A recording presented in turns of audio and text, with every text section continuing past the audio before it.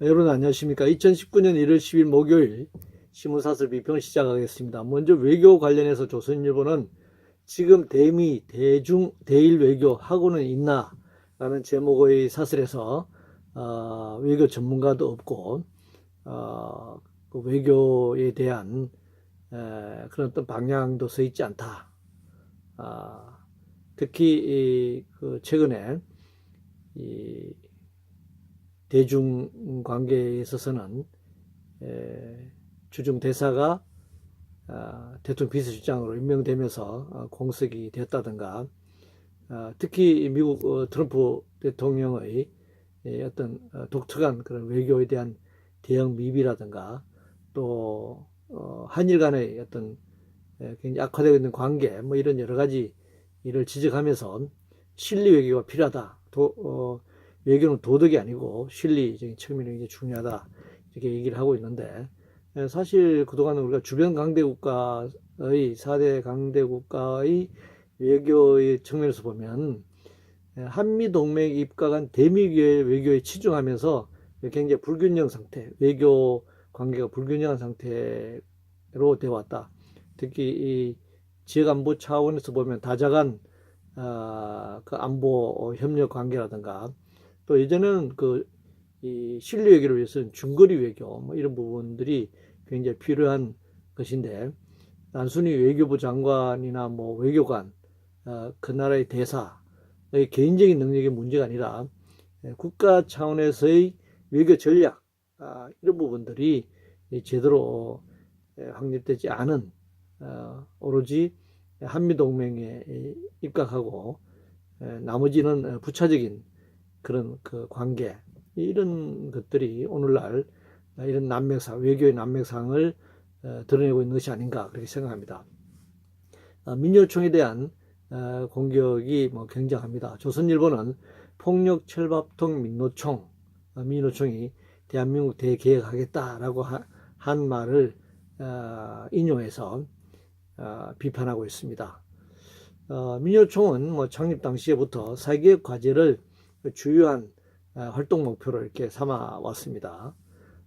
뭐 의료개혁 문제든지 국민연금이 됐던 또 여러 사회개혁 과제에 대해서 주장하고 활동하고 굉장히 심려를 기울여 왔습니다. 그래서 아마 지금 현재 민요총 집행부도 올해 2019년 사회계획을 발표하면서 사회 대개혁 과제에 힘을 기울이겠다, 뭐 사법개혁까지 말이죠. 뭐 그런 주장을 한 겁니다. 그런데 뭐 그런 대개혁 과제가 민요총만의 힘으로 될 문제는 아니죠. 그러나 이제 그런 의지를 이제 표명한 것인데, 왜 여기에 뭐 폭력, 뭐 철밥통, 이런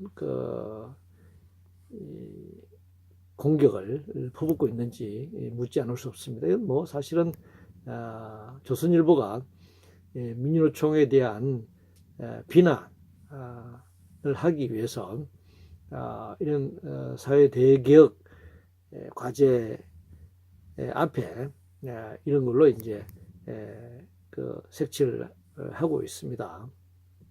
그래서 뭐 민주노총이 하려고 하는 대개혁 과제가 재벌이나 자본의 입장, 또 가진 자들의 입장에서는 굉장히 불편한 것이겠죠. 그러니까 민주노총을 폭력이다, 철밥통이다, 이렇게 다른 걸로 더 씌워가지고 이 대개혁 과제 자체도 문제가 있는 것으로 이렇게 만들어가는 것 같습니다. 중앙일보는 민주노총 책임 걸맞게 사회적 대화에 나서라 라고 하면서 이제 경산호의 참여를 지금 이제 압박하고 있습니다. 뭐 그러나 뭐 사회적 대화 자체가 문제는 아니죠. 그러나 기존의 노사정위원회 경험에서도 그렇지만 이 경제 위기 상황을 노동자의 책임전가, 노동자에게 책임을 전가시키는, 그리고 노동법을 관련법을 개혁할 때 그것을 노동계가 동의했다는 식으로 합리화하는, 이것은 사회적 대화가 아니고 강제이죠. 어떤 면에서는 구조적 폭력과 폭력의 내용을 갖고 있는 것입니다.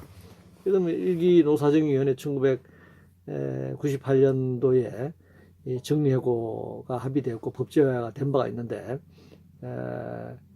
이 양승태 이 대법원의 사법거래에서도 보면 특히 콜트 골대 같은 그런 사업장에서는 그 기업이 긴박한 경영상 이유는커녕 굉장한 이익을 올리고 세계 3대 기타 제조 회사임에도 불구하고 대법원 판결은 미래 경영상 위기라고 하는 근로기준법 23조, 24조에 있는 정리하고 제한 조항을 자본에 정말 유리하게, 지금은 엄청난 순이익을 남기고 있고 승승장구하고 있는 기업이지만 미래는 긴박한 경영상 위기에 빠질 수 있기 때문에 지금 기업이 잘 되는 상황에서라도 해고할 수 있다. 이런 정말 엉터리 같은 이런 판결을 양승태 대법원이 그 위헌적인 그런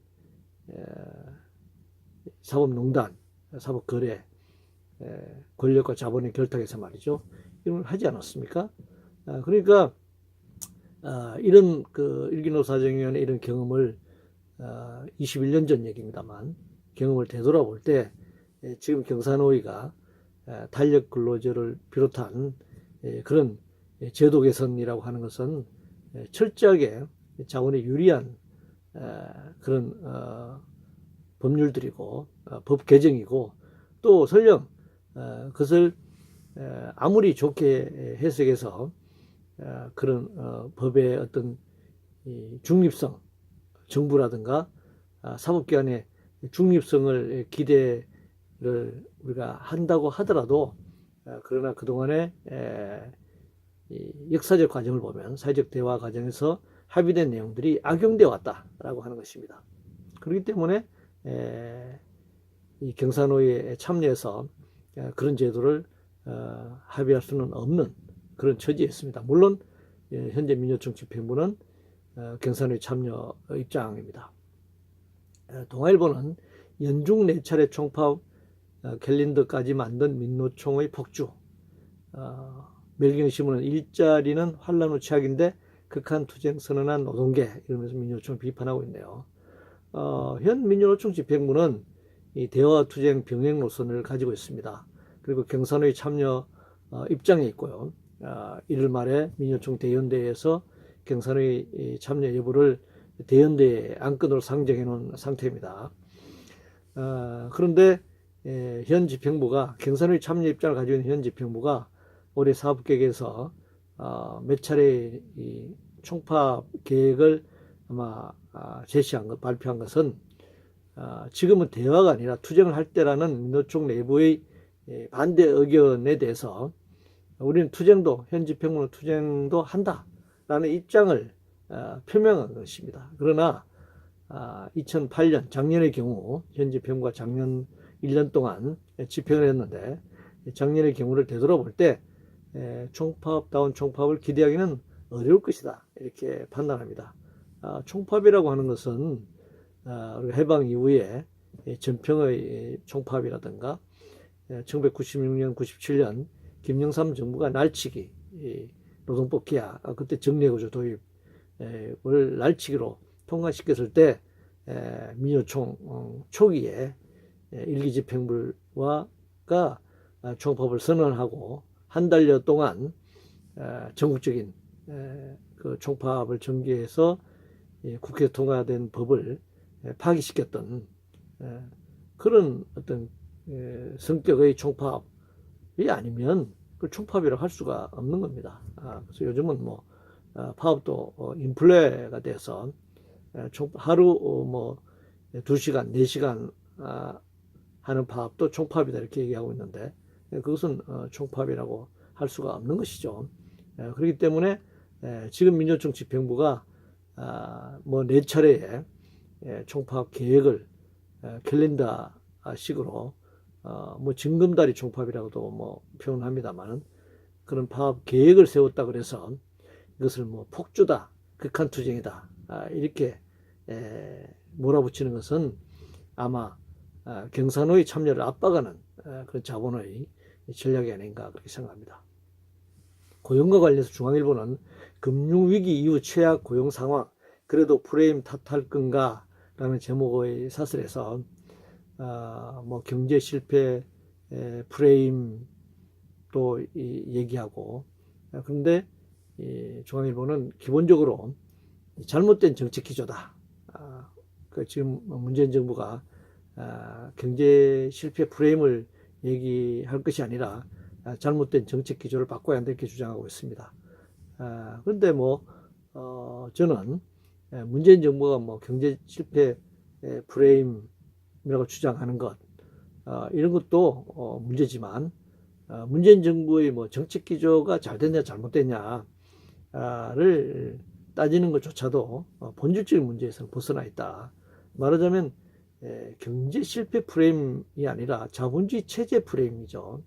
그러니까 자본주의 체제가 가지고 있는 이런 본질적인 문제에 대해서 이걸 변화시키려고 하는 그런 어떤 전략이나 이런 어떤 기조의 변화가 없는 한 사실은 고용의 문제라든가 이런 문제를 본질적으로 해결해 나가기는 어렵다. 그러니까 그냥 반복적으로 위기가 반복되는 것이고 그런 어떤 현상에 대해서 본질적인 문제를 완전 상관없는 현상의 문제에 대해서 서로 따지고 있을 뿐이다 이렇게 생각합니다. 문화일보는 현실과도 민심과도 동떨어진 문 대통령 경제인식이라는 제목의 사설에서 과감한 노동개혁과 규제 혁파가 필수다. 우회전 깜빡이 켜고 좌회전한다 하고 있다 이렇게 얘기를 하고 있는데 문재인 정부가 우회전 깜빡이를 켰다 이렇게 보면 어렵고 그냥 표방하는 것은 중도 자유주의 노선 정도를 표방하고 있는 것이고 그런데 현재 경제 위기가 이게 지속되면서 좌회전이 아니고 우회전을 하고 있는 거다 이렇게 생각합니다. 좌회전과 우회전을 이게 지금 정반대로 지금 입장이 지금 다르게 설명되고 있는데 문재인 정부가 지금 경제정책, 노동정책 이 부분들은 그 좌회전을 할 수가 없죠.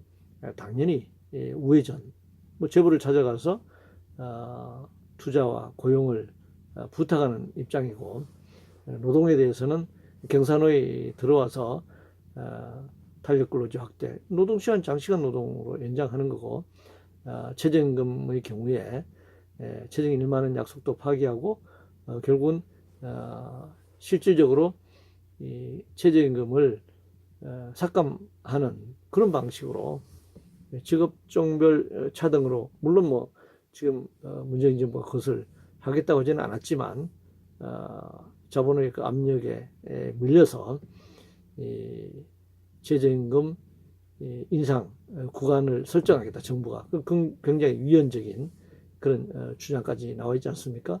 그러니까 문재인 정부의 재벌 정책, 문재인 정부의 노동 정책, 임금 정책으로 볼 때 이것은 좌회전이 아니라 우회전이다 이렇게 얘기할 수 있습니다. 동아일보는 취업자 증가 9년 내 최악, 노동개혁 없이는 일자리도 없다 이렇게 주장하고 있는데 노동개혁으로 실업을 해소하고 일자리를 만든다 이건 있을 수가 없습니다. 자본주의 사회에서 실업 문제는 자본주의 체제 문제이기 때문에 노동개혁이 아니라 자본개혁을 해야 되는 것이죠. 매일경신문은 오늘 회견 문 대통령이 일자리 위한 사회적 대타협 방안 내놔야 한다 라는 제목의 사설에서 급속한 고용비용 상승과 기업 투자 심리 위축, 기성 노동 권력이 청년들 일자리 진입을 회방하고 있다 이렇게 주장하고 있네요. 급속한 고용 비용 상승과 기업 투자 심리 위축 이렇게 얘기하고 있는데 사실은 오늘날 문제가 급속한 이윤 극대화 그리고 주주의 고배당 이런 것들이 부자들의 불로소득까지 합쳐서 말이죠. 소득격차, 사회적 소득격차 확대되고 있는 것, 그러니까 빈부격차 양극화가 심화되고 있는 이것이 가장 핵심적인 문제죠. 그리고 이 기성노동 권력, 그러면 이제 작년에 5년을 말하나요?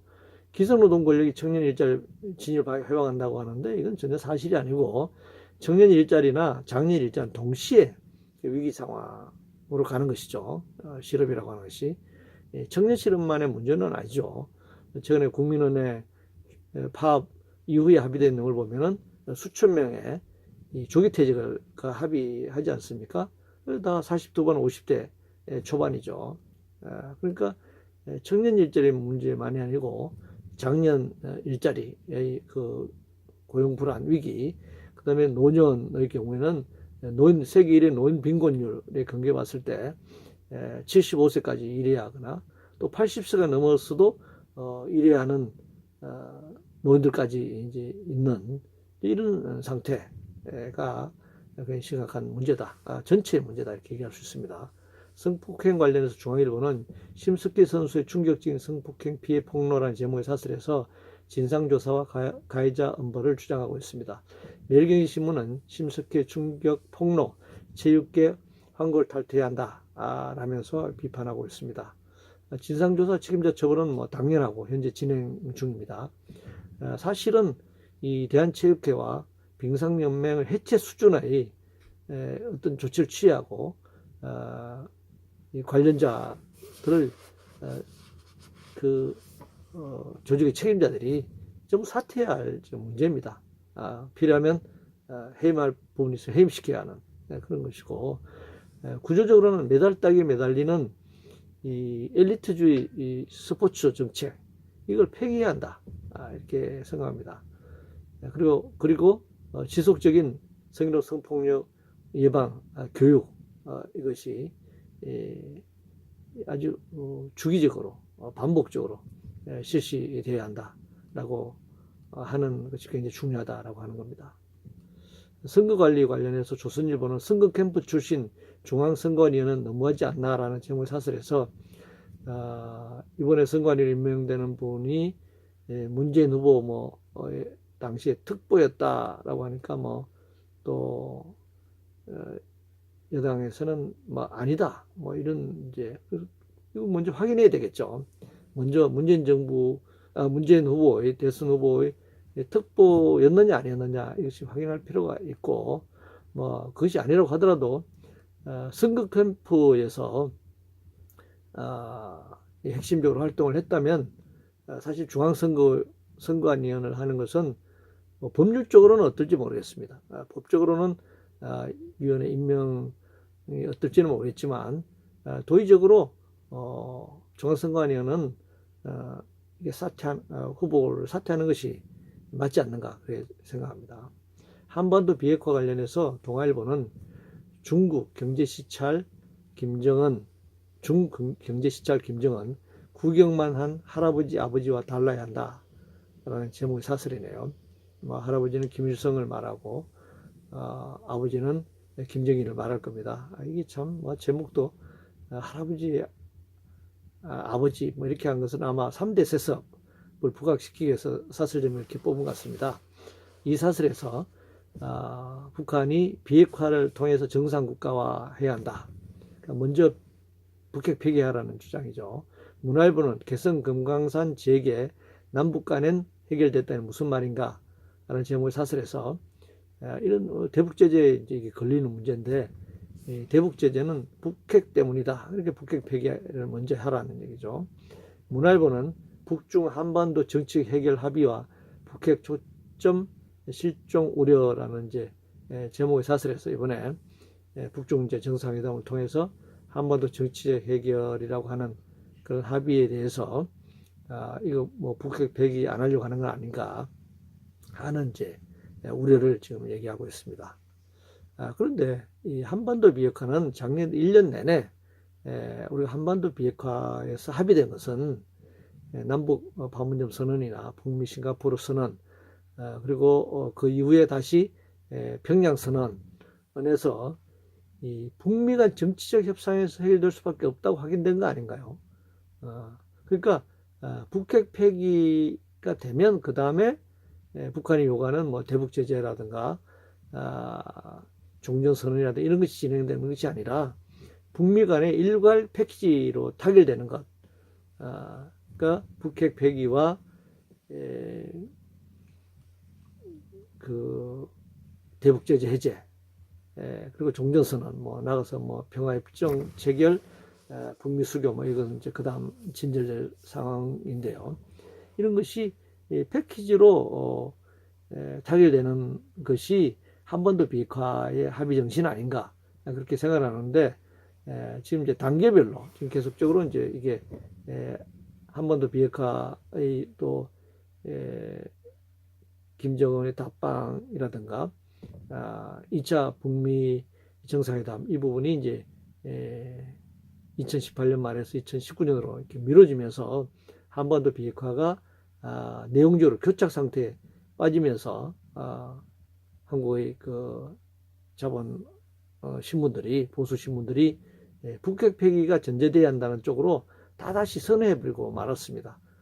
이렇게 되면 굉장히 한반도 비핵화가 진전되기는, 협상이 진전되기는 어려운 쪽으로 몰고 가는 것이 아닌가. 그래서 아마 남한의 그 수구보수 자본신문들이 한반도 비핵화가 안 됐으면 좋겠다. 그러니까 2017년 말에 어떤 한반도 긴장 상태로 돌아가기를 바라는 것인지 묻고 싶네요. 규제와 관련해서 한국경신문은 정치인과 장관들, 지금 라스베이거스 CES, 이게 전자쇼, 세계 국제 전자쇼인데요.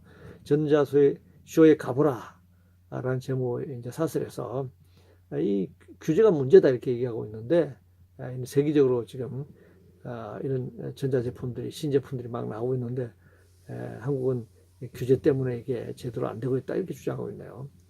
규제를 푸는 것이 문제가 아니고, 그런 새로운 신제품, 신기술 부분은 기술 투자의 문제고, 또 그걸 투자할 수 있는 그 기업의 이 경영의 혁신 문제죠.